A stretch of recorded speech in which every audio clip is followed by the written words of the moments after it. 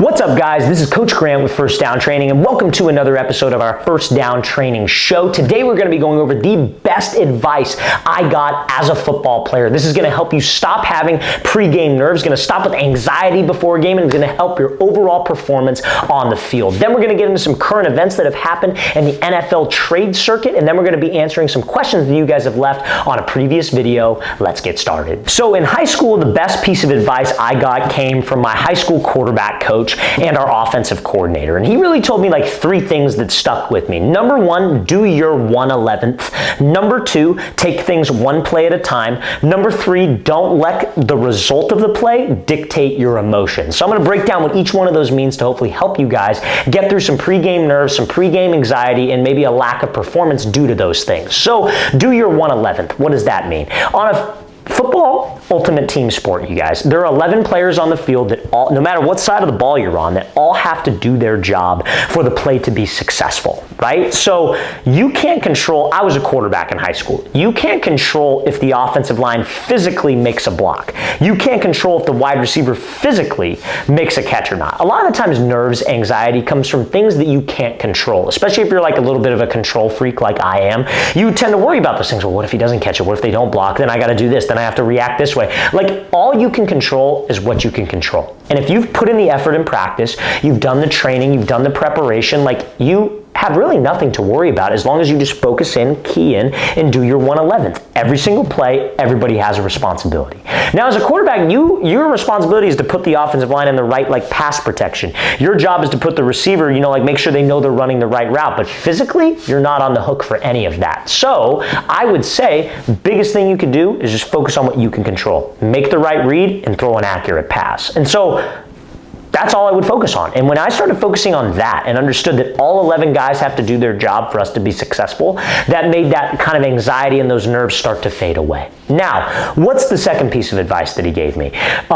Take things one rep at a time. So that applies to doing your 1/11th. Now, I think a lot of times, guys, and this is advice that I take honestly in my daily life. I think to win a football game, you have to win a lot of reps in a row. You can't be that dude that tries to win it all at once. I think especially like the quarterback position, you try to get into these like, I got to save the day. I got to make the big play. I'm going to roll out, step in the pocket, throw the deep out. Like you try to win the game in one play. You can't do that. You have to focus on winning each rep. Then in life, you got to focus on winning each day if you're trying to do anything successful, right? So like you got to set goals for yourself, right? So like for me, like I know when I was building this business, like we do traveling camps all across the country. Like my goal every month was like, okay, I'm going to sell out this camp. I need to get 3 signups today to be on track for that. Okay, I got 3 signups. Next day, that day was over with. What do I got to do today? I got to get 3 signups again. Okay, this day's over. What's to do the next day? I got to get 3 signups for the camp to be able to fill it up, to be able to grow the business, right? So I would take it day by day. Same thing from a football perspective. You're not going to win the game on one play. You got to have a bunch of successful plays every single time and move up the ladder. So I was just focused on winning the rep. I wasn't trying to win the game, and I was taking it one rep at a time. Regardless if it was a bad play, good play, okay, what's my responsibility on the next play? Flush it onto the next. Now, if you make mistakes, we're going to talk about that in a second, but you can't be dwelling on past plays. Like you can't be sitting there, like let's say you're on a drive, let's say it's 1st and 10.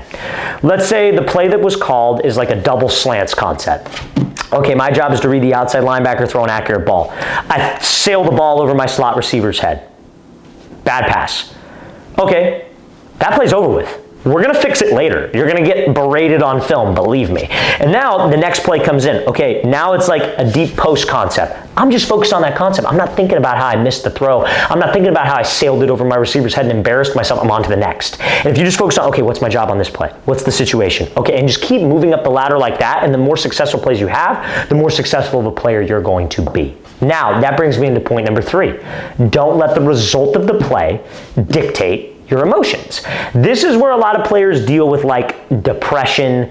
Maybe not depression. I think a lot of people throw that word out, depression. Maybe not depression, but like being down on themselves, being really hard on themselves because they have way too high of highs and way too low of lows. Like it's like think about it like It's kind of a weird analogy, but like people talk about this a lot. I've never done drugs, but people talk about this with drugs, right? Like they'll do a drug and they feel really, really good. And then what happens when the drug wears off? They feel really, really crappy, right? So it's kind of like you're on this like emotional high if you allow yourself to be with football. So like you can't let the play result dictate how you feel about yourself, your confidence level, and like the confidence you have in your game. So like from a quarterback perspective, this is a mistake I used to make as a younger player because I'm a pretty emotional dude. Like I let my emotions fly sometimes. It gets the best of me, and I tried to work on that. I've had a better time working on all of that since I received this advice as a high school player. But like I would throw a huge touchdown pass, I'd be yeah, let's go, like, you know, fired up, like super excited, be jazzed up. I go out on the field the next drive, and then when something bad happens, like I throw an interception, I throw a bad pass, I get crazy down on myself, and I'm like, God, I suck. Like, what am I doing? Like, I don't belong here. Like, and so you're on this roller coaster. You have to manage the highs and you have to manage the lows. You have to be unemotional to the good things and the bad things. That's how you stay even keeled at any position of football. Because remember, what's it about? Doing your 111th and moving on to the next play. What's the next play? What's the next play? What's the next thing that I'm doing? So I would get in this habit of like, I'd throw a freaking dart 50-yard TD pass. I'd be excited, I'd celebrate, but as soon as I got to that sideline, I'm on to the next drive. Okay, cool. Are we winning by 7? What's the game plan? Are we losing by 7? What are we going to do the next drive to make sure that we come back and we can do it again? I'm already on to the next thing. I don't dwell on the past. I throw a pick 6 to lose the game or to have them go up by 6. What do? I go to the sideline. I work on the iPad. Okay, this went wrong. I learn from it. Over with. It's done. I'm not dwelling on it. You have to do that. And it's easier to do it with the successes than it is with the failures. But if you can do it with the successes, it makes it easier to do with the failures because you're telling yourselves the same thing. Next play, next play, next play. And if you guys can develop that type of attitude mentally, you're going to be in a much better place as a player.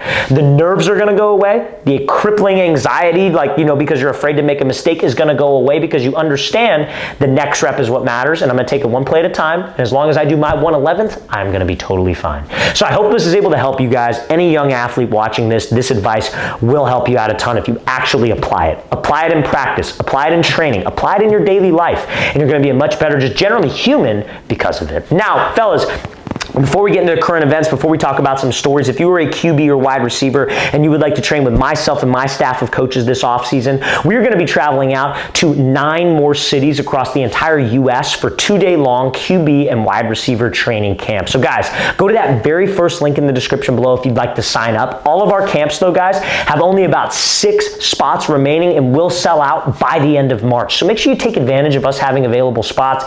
All of our camps sell out just simply because we limit spots, because we want to work with each athlete individually and give them coaching. So we can't take 1 million people at these things. Our next camp's going to be in Seattle, Washington. That camp, though, is completely sold out. Then we'll be heading out to Chicago, Illinois, Newark, New Jersey, Birmingham, Alabama, Houston, Texas, Boston, Massachusetts, Columbus, Ohio, Boise, Idaho, and finishing off our camp tour in Los Angeles, California. So guys, you want to sign up, again, very first link in that description below. Let's get back to this current event video. So let's talk about some current events. Wide receiver Davante Adams signing 2-year, $46 million deal with the Rams. I think it's awesome. Rams keep Stafford. I would love to see Cooper Kupp and Davante Adams on the same team, but that's a tough sell. I think they're getting rid of Cooper Kupp anyways, but huge for Davante Adams. I think, you know, say what you want. Not the best season with the Jets, not the best season with Aaron Rodgers, but I think that's a good move for him. I think if they... Here's the thing. This is what I will say about Davante Adams and Cooper Kupp.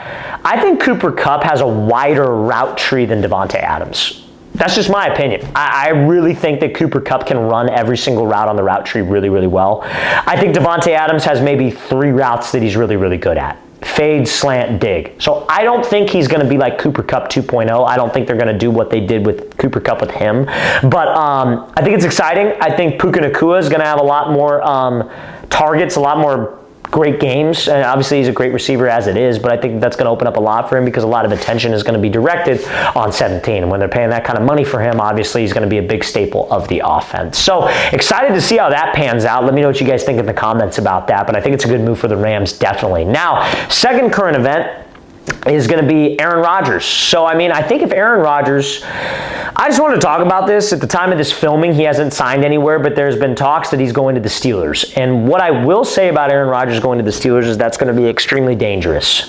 Now, there are talks of him also going to like Minnesota. I personally, if we had to pick Minnesota or Steelers, just being a fan of Aaron Rodgers and a fan of the way he plays, I'd probably say Minnesota. Be cool to see him with Justin Jefferson, would be really cool. Got Jordan Addison too. And that offense is absolutely insane. It's ridiculous. But him in a dome would be interesting.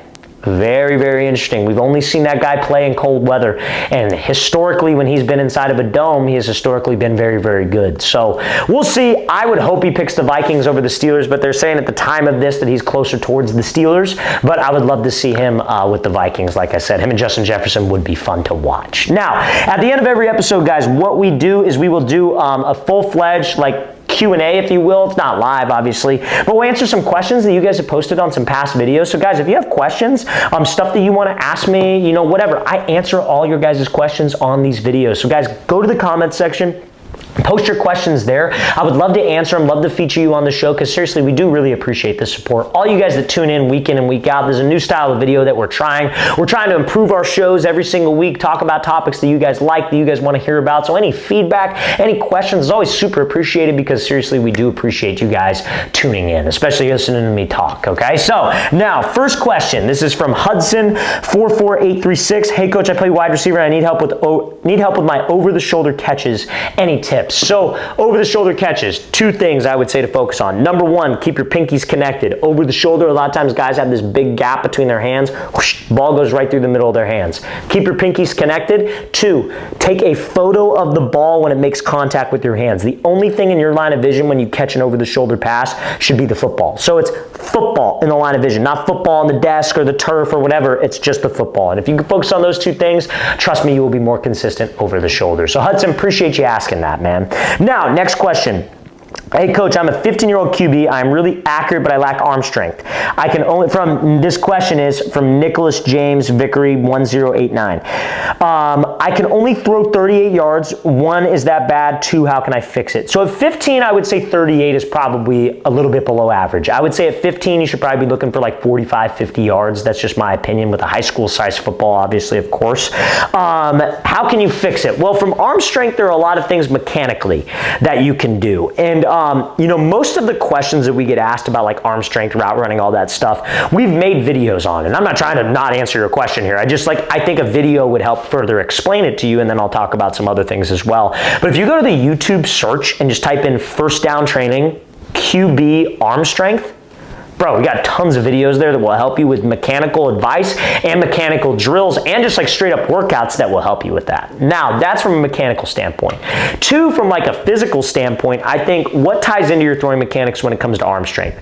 Rotation and driving from your legs, aka weight transfer. So you getting in a squat rack, strengthening your legs, you doing Russian twists, anything for your core, that's gonna make you a stronger arm passer, a stronger arm thrower.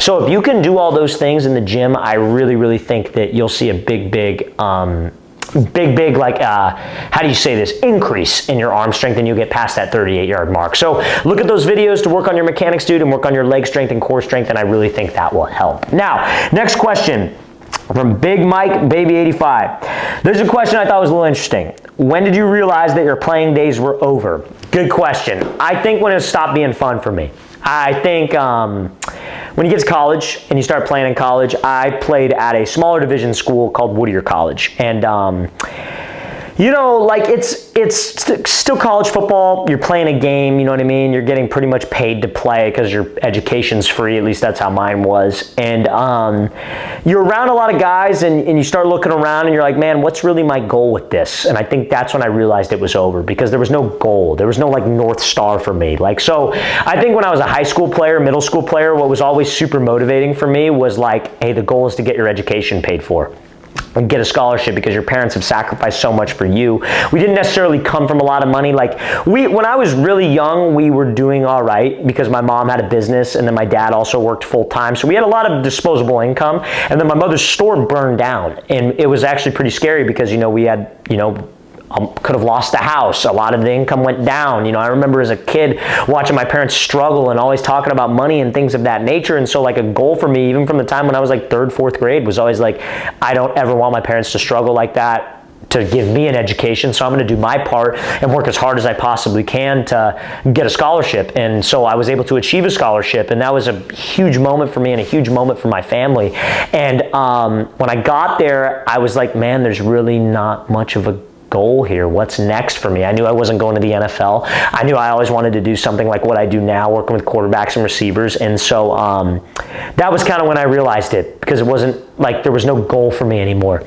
And I feel like with what I do now, there's so much more of a goal. I can impact so many more people, and it's never really ending because football is constantly growing. So yeah, that's what I would say when I knew the playing days were over. It just wasn't that much fun for me anymore because there was no goal to chase. But I appreciate you asking that. It's always interesting to look at things like that, but I appreciate you asking, man. Well, all right, fellas, guys, I appreciate y'all tuning in. Hope this episode was able to give you guys a ton of value. Again, if you guys have questions, post those in the comment section below. We read and answer every single one of your questions, but we'll see you guys next time. Appreciate you tuning in.